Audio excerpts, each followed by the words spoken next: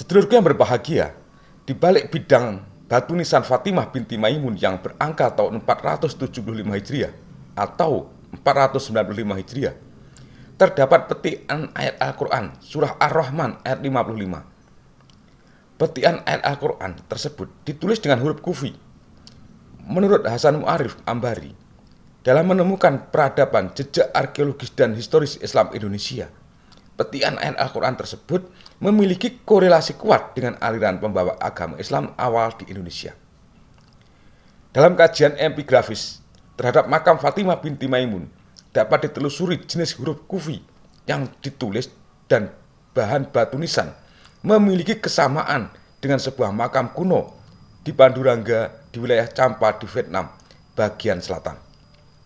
Kedua batu nisan bertuliskan kufi itu merupakan bukti arkeologis tertua kehadiran Islam di Asia Tenggara pada abad ke-5 Hijriah atau ke-11 Masehi.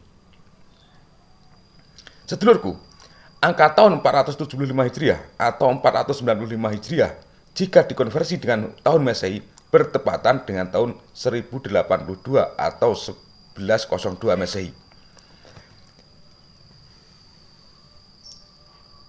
1 Juni 1802 Masehi itu tanggal 1 Muharram 475 Hijriah atau 1 Muharram 495 Hijriah itu juga sama dengan 26 Oktober 1101 Masehi. Jika bulan Hijriah jatuh pada bulan ke-7 atau Rojab, maka bulan Rojab pada tahun 475 Hijriah tepat dengan tahun 1082 Masehi.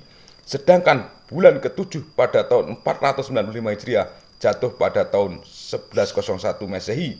Jadi pembacaan inskripsi batu nisan makam Fatimah binti Maimun lebih sesuai dengan tahun 475 Hijriah.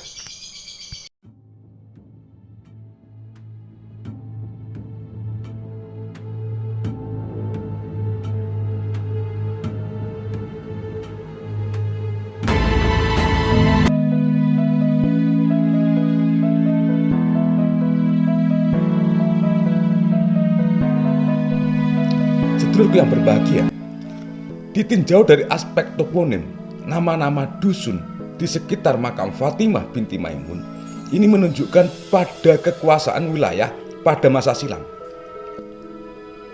Toponim nama Wangen atau tapal batas, Pasucian itu tempat suci, Panganden tempat kaum ningrat, Kuti itu vihara Buddha, dan Daha Kemerahan menunjukkan kawasan sekitar komplek makam adalah wilayah khusus berstatus sima yang bebas pajak dan keramat oleh masyarakat.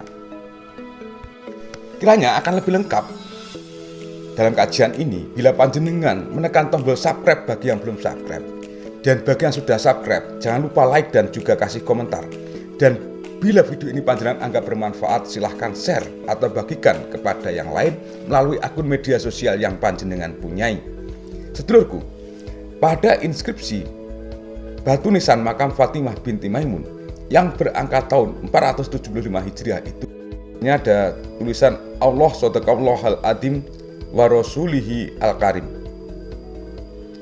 Artinya, dengan nama Tuhan yang Maha Penyayang dan Maha Pemurah, tiap-tiap makhluk yang hidup di atas bumi ini adalah bersifat fana.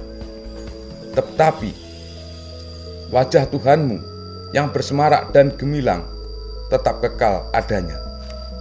Inilah kuburan wanita yang menjadi korban syahid bernama Fatimah binti Maimun, putra Hibatullah, yang berpulang pada hari Jumat ketika 7 sudah berlewat dan bulan Rojab, dan pada tahun 495 Hijriah, sebagian membaca 475 Hijriah, yang menjadi kemurahan Tuhan yang Maha Tinggi beserta Rasulnya yang mulia.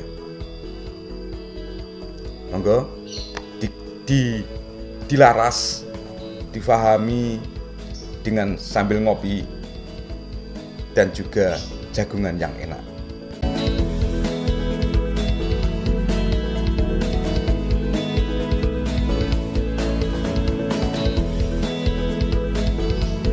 Berdasarkan galian arkeologis di Dusun Lerang, Desa Pesucian, Manyar Desik, Di sekitar komplek makam Fatimah binti Maimun yang berupa mangkuk-mangkuk keramik berasal dari abad ke-10 dan ke-11 Masehi, dapat diketahui bahwa di sekitar tempat tersebut pernah tinggal komunitas pedagang yang memiliki jaringan dengan Cina di utara dan di India Selatan, serta Timur Tengah.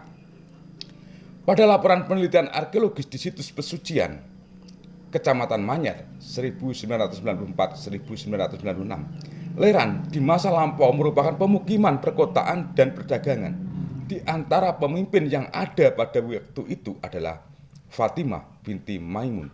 Kata As-Sahidah yang tertulis dalam inskripsi bisa dimaknai wanita korban syahid, seperti ditafsirkan Haji Muhammad Yamin, namun bisa juga dimaknai pemimpin wanita. Bukti galian arkeologis dan inskripsi pada batu nisan makam Fatimah binti Maimun pada satu sisi dapat dihubungkan dengan para migran suku Lor asal Persia yang pada abad ke-10 Masehi bermigrasi ke Jawa dengan mendirikan pemukiman bernama Loram atau Leran.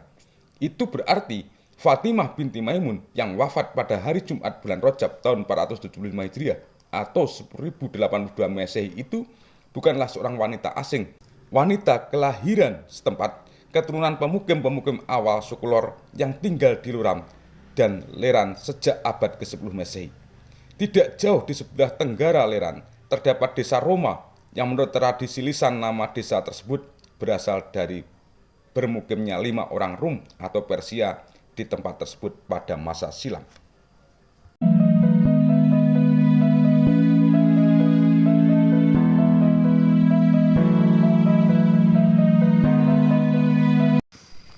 Sedulurku, sepanjang rentang waktu berabad-abad di tengah komunitas Hindu dan Buddhis, Dusun Leran pernah menjadi tanah perdikan atau Simari Leran. Sepanjang prasasti Leran pada abad ke-13 yang terbuat dari tembaga dan tersimpan di Museum Nasional Jakarta.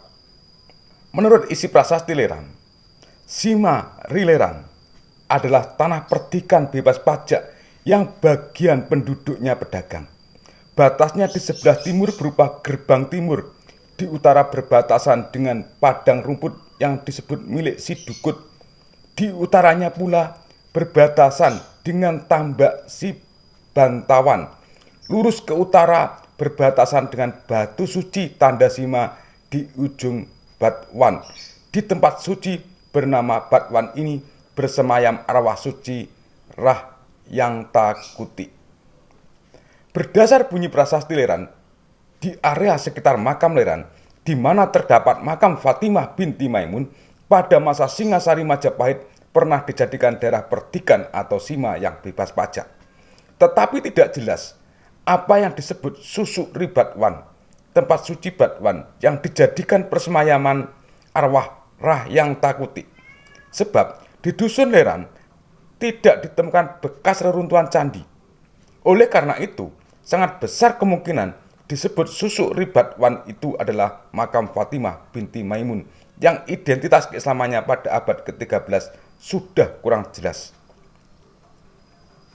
Penduduk Leran dan sekitarnya yang pada abad ke-13 banyak menganut agama Siwa Buddha kemungkinan menganggap makam Fatimah binti Maimun sebagai susuk atau tempat suci di Batwan dan almarhumah Fatimah binti Maimun dianggap sebagai arwah suci Rang yang Takuti, di mana kata kuti dalam bahasa Sanskerta bisa bermakna biara Buddha dan bisa pula bermakna gubuk.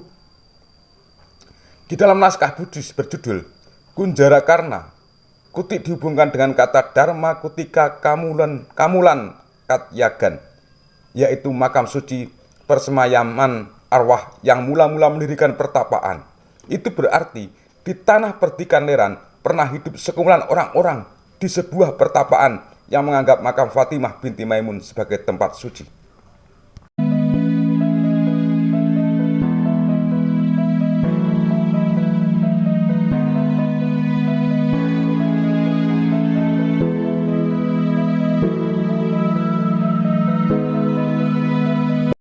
Sedulurku yang berbahagia, Di sekitar makam Fatimah binti Maimun berserak makam-makam lain yang tidak berangka tahun. Tetapi menurut kajian arkeologis, makam-makam tersebut memiliki pola ragam hias dari abad ke-16.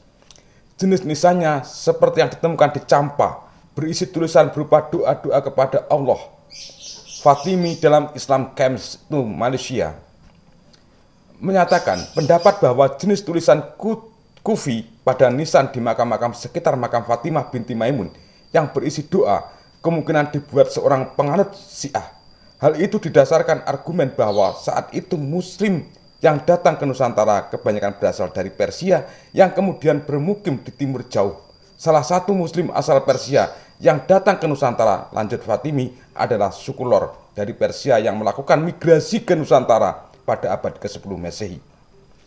Keberadaan makam-makam di sekitar Fatimah binti Maimun yang menurut penelitian arkeologis berasal dari abad ke-16 sangat mungkin berkaitan dengan dakwah Islam yang dilakukan oleh Syekh Maulana Malik Ibrahim pada perempat abad ke-14 dan perempat awal abad ke-15. Menurut cerita masyarakat setempat, awal sekali ia datang ke Jawa adalah di desa Sembolo, di sebelah Dusun Leran. Ia dikisahkan mendirikan masjid untuk ibadah dan kegiatan dakwah di desa Pesucian.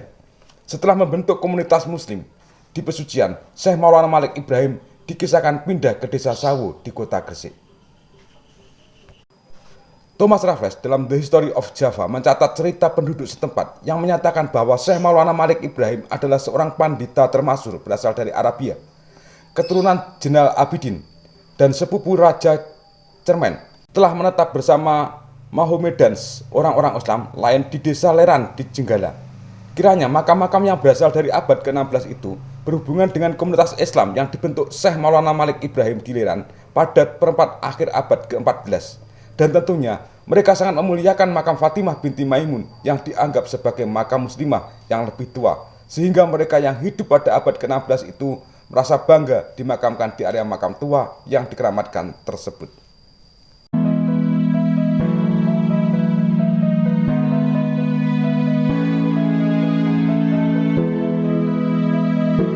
Saudaraku sekalian, kiranya cukup sekian saja yang bisa saya sampaikan terkait makam Fatimah binti Maimun sebagai bukti bahwa Islam di Jawa telah ada sebelum Wali Songo.